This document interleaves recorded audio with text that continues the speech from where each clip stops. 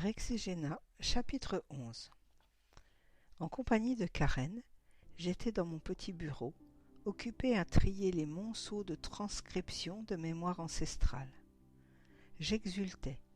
L'expérience que j'avais vécue à Lord Howe Island m'apportait la confirmation sans cesse renouvelée que la vie était merveilleuse à observer, que chaque moment est en soi un trésor et que j'ai encore beaucoup de travail à accomplir.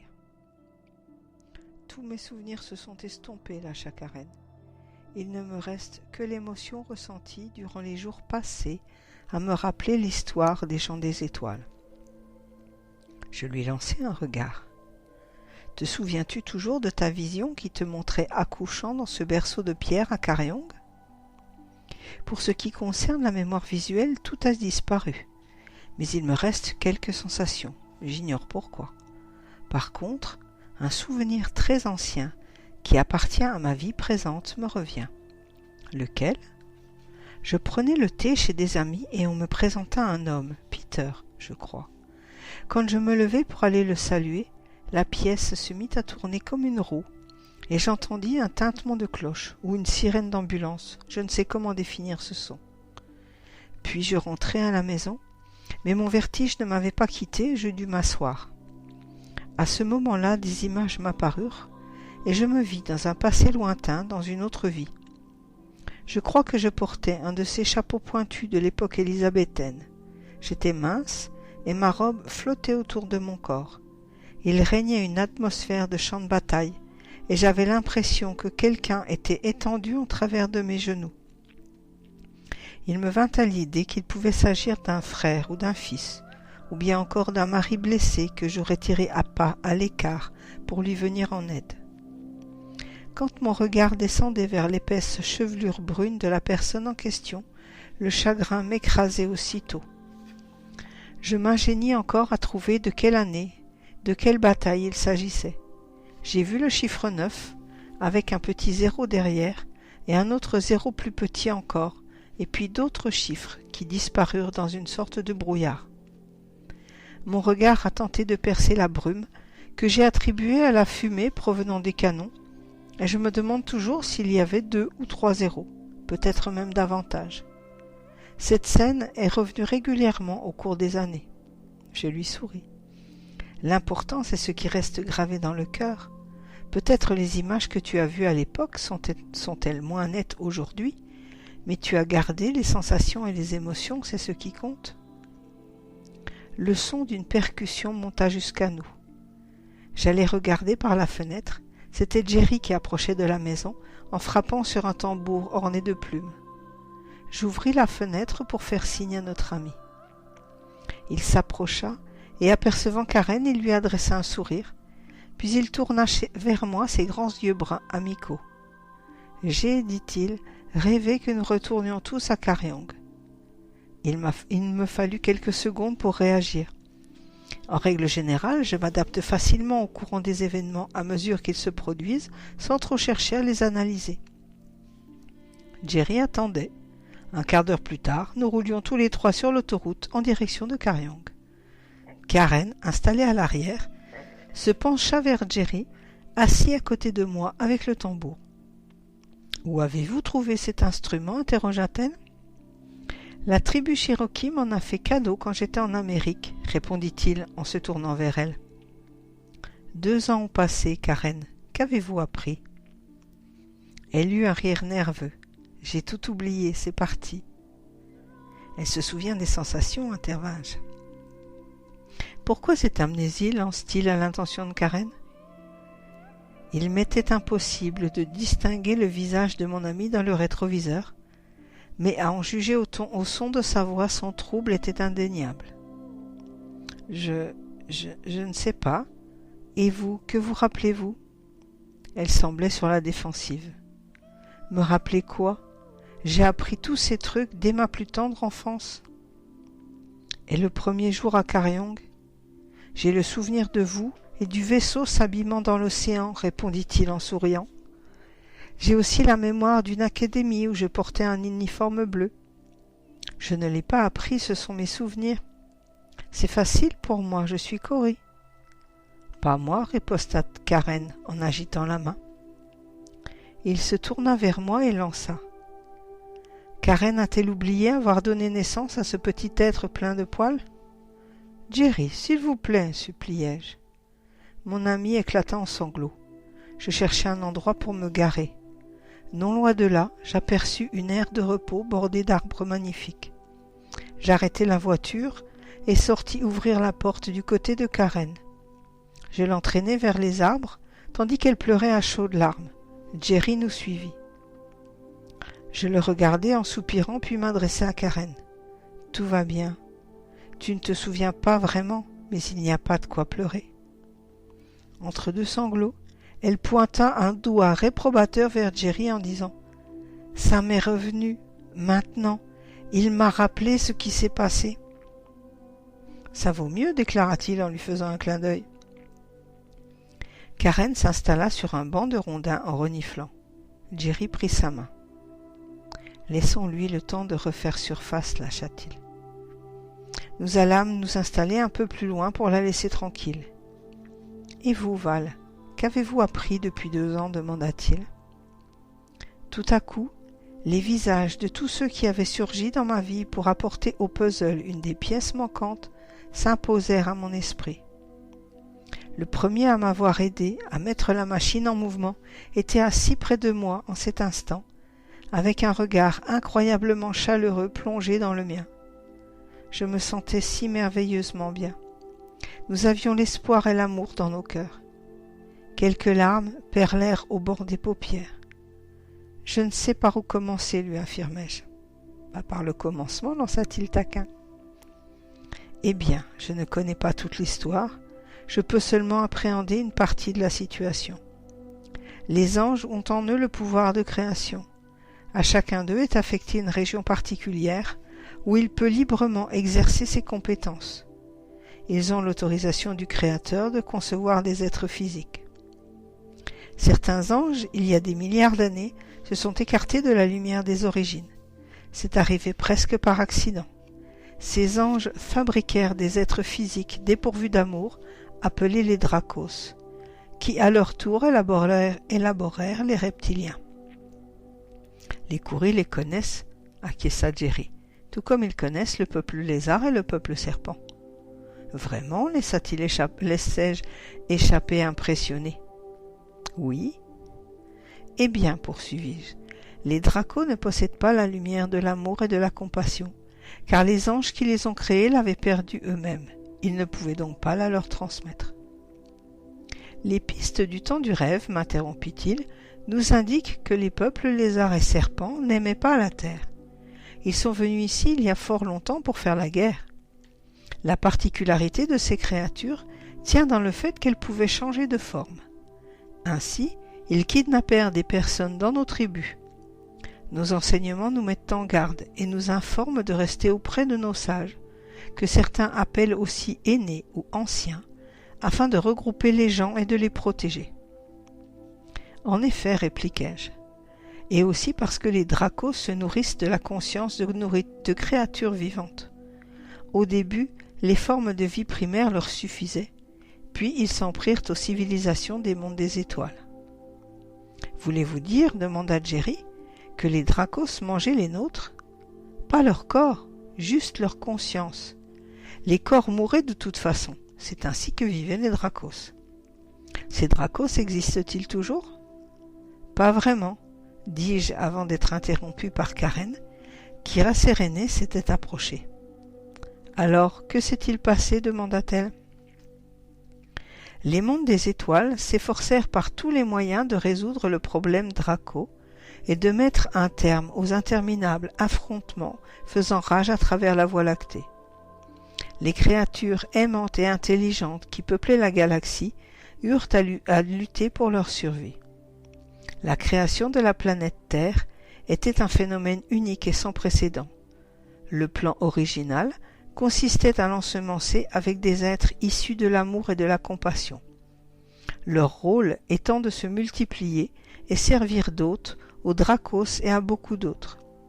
Ces êtres, dépourvus de mansuétude, pourraient donc s'incarner dans des corps physiques élaborés avec l'amour pour pouvoir faire l'expérience de celui-ci. C'est cela qui leur a permis d'évoluer depuis 900 000 ans.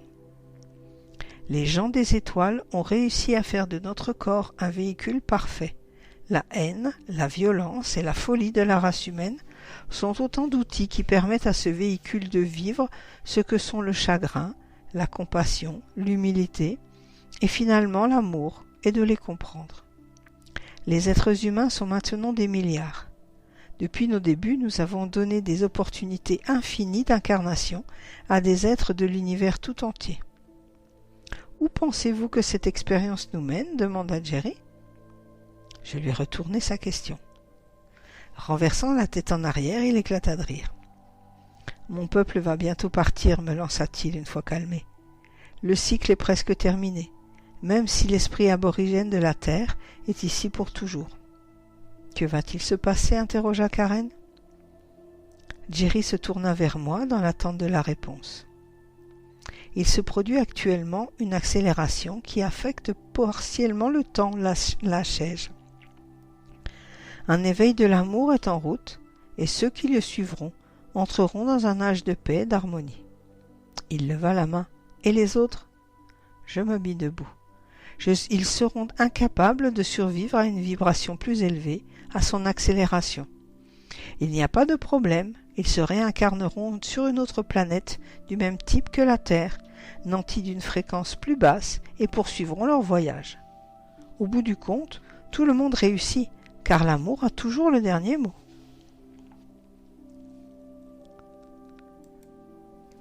Chapitre 12. Nous étions installés au pied de l'arbre grand-mère, un immense gommier rouge près de l'entrée de la grotte aux pétroglyphes. Jerry frappa sur son tambour cherokee et chanta pour accueillir la présence d'Alcheringa. Le son éclata comme le tonnerre dans mes oreilles. Mon corps eut un sursaut lorsque Alcheringa se présenta. Son essence était beaucoup plus intense que précédemment. Sa voix était tonitruante et mes bras s'agitaient. « J'éprouve un grand plaisir à souhaiter la bienvenue à chacun de vous en ces lieux très anciens, déclara-t-il. Il y a longtemps que j'attendais ce jour. Aujourd'hui, ma tâche ici touche à sa fin. D'autres suivront, mais celle consistant à révéler les vieilles mémoires est presque achevée. Je vous remercie donc sincèrement de cette séance. Beaucoup de gens viendront retrouver la connaissance grâce à votre travail. Il manque toutefois un dernier message pour clore ce chapitre. Une énergie nouvelle se diffuse sur la Terre depuis le centre de la galaxie. Elle influencera la planète et tous les êtres qui y vivent. C'est l'effet d'un cycle naturel dans l'univers qui provoque une activation du mouvement des molécules, des atomes et des cellules, une élévation de la conscience des habitants de la Terre. Ce n'est donc pas une coïncidence si un nombre grandissant d'individus se met à réfléchir à des aspects d'eux-mêmes autres que ceux du monde matériel. L'énergie qui se manifeste détruit tout ce qui empêche les gens de réaliser leur origine divine. Il se produit une scission entre l'ombre et la lumière. Les êtres sont hissés dans une conscience plus élevée et leur corps se modifie lentement. Ils repensent de plus en plus leur façon de se nourrir, de boire et changent leur mode de vie. Ils recherchent un air et une eau plus purs. Tout ceci est le résultat d'une croissance tournée vers l'énergie divine et l'authentique partie de Dieu qui leur est inhérente. S'ils évoluent dans sa volonté, les changements se feront aisément et ils entreront dans une dimension supérieure, se connectant ainsi à leur soi angélique. C'est la fin du cycle karmique, du mouvement perpétuel des morts et des renaissances, des maladies, de la dissonance et de tout ce qui va à l'encontre de la lumière divine. Avec l'élévation qui s'opère, les cellules agiront depuis une fréquence supérieure. Déjà le cerveau et le corps se restructurent comme le feraient des instruments de musique accordant leurs notes à des vibrations similaires pour créer une nouvelle harmonie autour de la Terre. Sachez que ceci se produit en de nombreux endroits dans l'univers et que c'est Dieu qui relie toutes les notes les unes aux autres. Beaucoup se souviendront qu'ils sont vraiment des êtres de lumière et pas seulement un corps physique. Ceux qui choisiront de se rappeler retourneront dans l'espace illimité d'un être Dieu.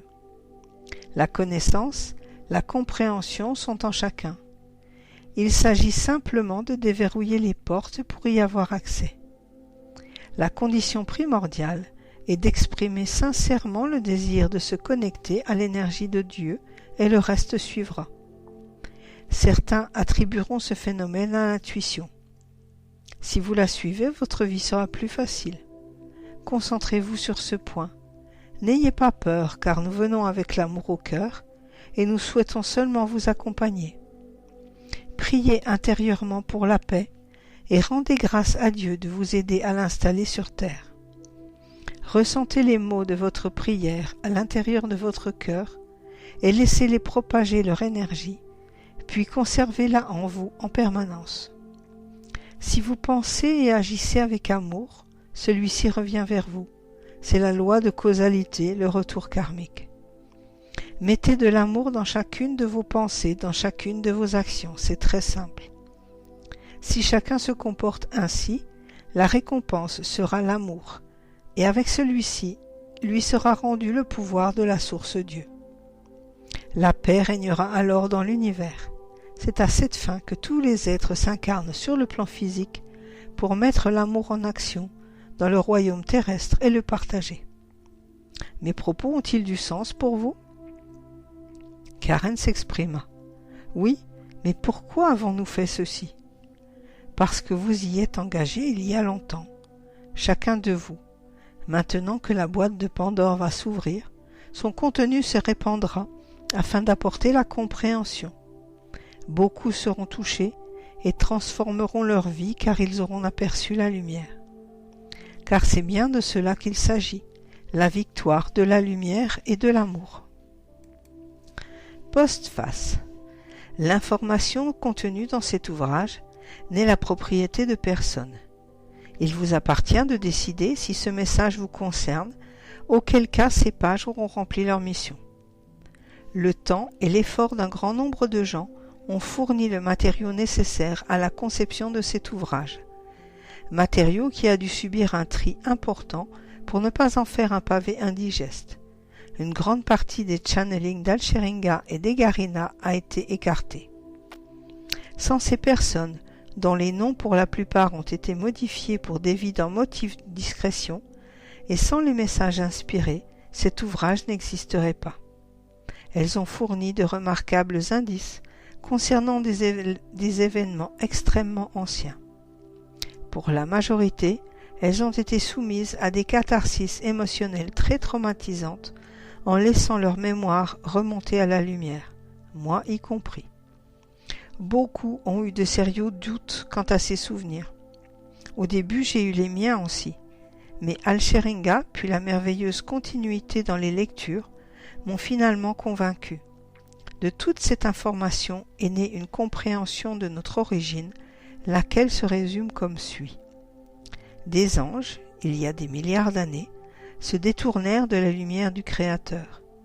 N'ayant pas cependant perdu le pouvoir de création, ces anges déchus conçurent des êtres physiques, en particulier les Dracos.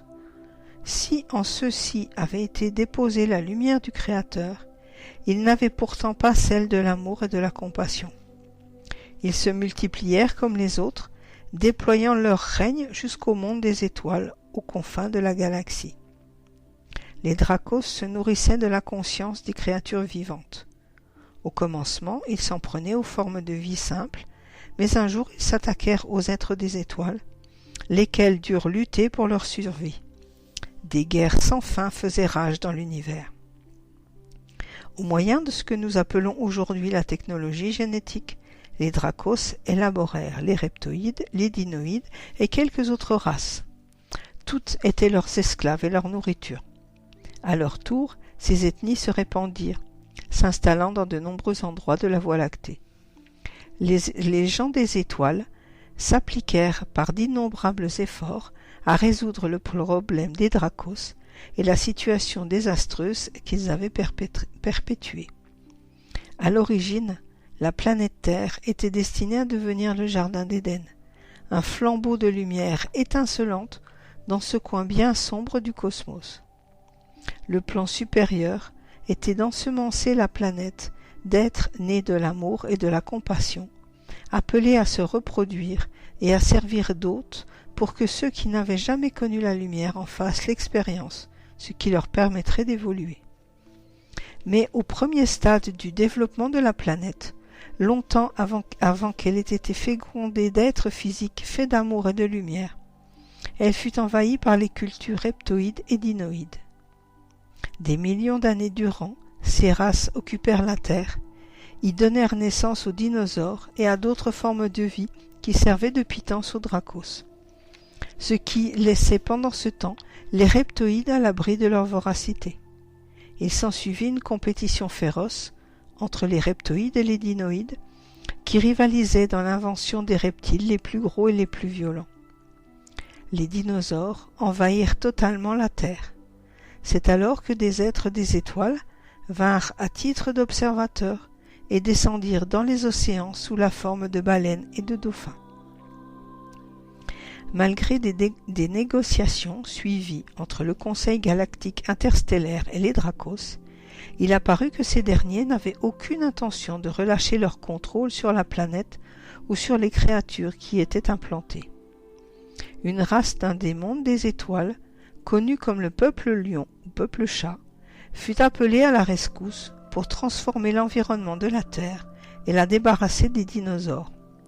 La roche Uluru fut donc dirigée vers la planète par le peuple lion qui déclencha ainsi les forces cataclysmiques mettant fin à l'âge des dinosaures. Uluru, qui à son arrivée était enveloppé de glace, avait une seconde mission consistant à apporter dans son enveloppe des éléments génétiques qui permettraient la naissance d'êtres velus au sang chaud. Des millions d'années plus tard, les reptoïdes, brillants généticiens, utilisèrent ces éléments qui avaient commencé à évoluer et les croisèrent avec des échantillons cellulaires prélevés sur les cétacés pour mettre au point un mammifère à sang chaud avec des poils, le grand singe bipède. Le rôle de cette toute nouvelle créature était en premier lieu de servir de nourriture aux Dracos, car les cultures reptoïdes et dinoïdes avaient perdu les dinosaures. Plus tard, ces grands singes bipèdes furent également utilisés pour travailler dans les mines d'or au service des Dracos, ces derniers ayant découvert que l'ingestion de poudre d'or blanc leur permettait d'effectuer des voyages interdimensionnels. Ils finirent d'ailleurs par s'installer dans une autre dimension, libérant ainsi les reptoïdes et les dinoïdes de leur emprise. Les grands singes bipèdes purent se développer par eux-mêmes en une société guerrière à la force brutale. Les reptoïdes gardaient cependant sur eux un contrôle mental, les utilisant quand ils en avaient besoin. Le Conseil galactique haussa le ton et négocia le départ des reptoïdes et des dinoïdes. En réalité, ces derniers n'avaient pas vraiment le choix, car les soldats léonins pouvaient les anéantir sans difficulté. Les dinoïdes quittèrent la Terre peu de temps après, mais au même moment, les Dracos, ayant connaissance de l'ultimatum du Conseil, envoyèrent sur la planète un contingent de leurs meilleurs éléments. Ils manipulèrent les leaders reptoïdes qui, sous leur emprise, laissèrent croire par d'habiles manœuvres diplomatiques qu'ils allaient effectivement abandonner la planète. Une importante mission fut organisée dans les Pléiades pour transporter 50 000 êtres des étoiles dans un immense vaisseau spatial à destination de la planète Terre. L'objectif était d'y assimiler lentement une colonie pionnière. La planète possédait alors un environnement hostile aux gens des étoiles. Aussi durent-ils envisager de se modifier génétiquement pour pouvoir y vivre et y créer une nouvelle race dotée d'amour et de compassion. Cette dernière permettrait aux âmes des Dracos, des reptoïdes et des dinoïdes de s'y incarner et d'évoluer. Puis, à son arrivée, la mission fut détruite par les reptoïdes sous le contrôle des Dracos. Seuls 90 survivants furent épargnés et disséminés sur l'ensemble de la planète. Tous les reptoïdes étaient parfaitement conscients des conséquences de leurs actes et des représailles qui allaient s'ensuivre. Certains d'entre eux repartirent vers leur système stellaire et quelques-uns se réfugièrent à l'intérieur de la planète. Quant au contingent Draco, il s'enfuit dans une autre dimension. Les naufragés des étoiles durent pour survivre affronter un environnement inamical, rejoints et aidés en cela par quelques rares reptoïdes s'étant désolidarisés de leur communauté après avoir réalisé la cruauté de l'attaque ordonnée par leur monarque. 5 ans plus tard, une flotte de vaisseaux de guerriers lions vient sur la planète avec pour mission de détruire toutes les installations de surface des reptoïdes, n'épargnant que ceux qui s'étaient réfugiés en sous-sol. Les survivants du vaisseau mère décidèrent de rester sur la planète. En réalité, ils n'avaient pas d'autre alternative car la Terre les avait transformés d'une manière définitive.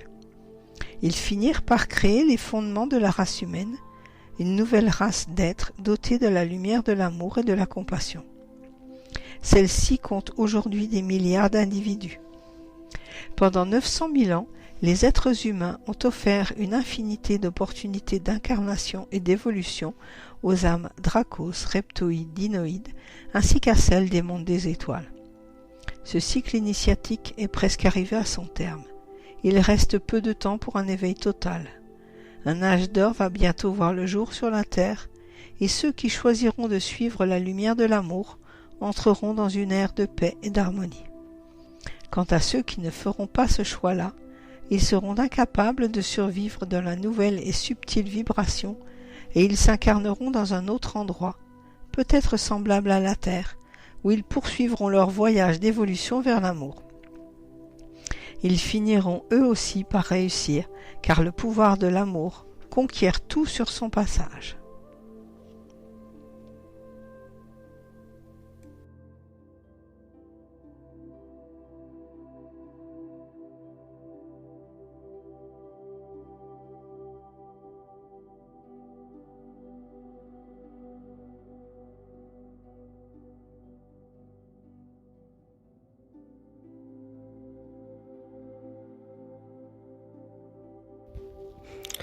Voilà, chers amis, j'espère que pour ceux qui auront suivi ces épisodes de la mission du Rexegena, vous l'avez entendu, il ne s'agissait pas d'une fiction au sens large du terme, mais d'éléments concrets qui ont été tournés sous forme de romans. Chacun est libre de penser ce qu'il en désire. En tout cas pour ma part, j'espère que j'ai eu raison de publier cette histoire qui nous permet à tous de comprendre un peu les tenants et les aboutissants de l'amour sous toutes ses formes et là où ça nous amène. Je vous embrasse tous, je vous aime et je vous dis à bientôt.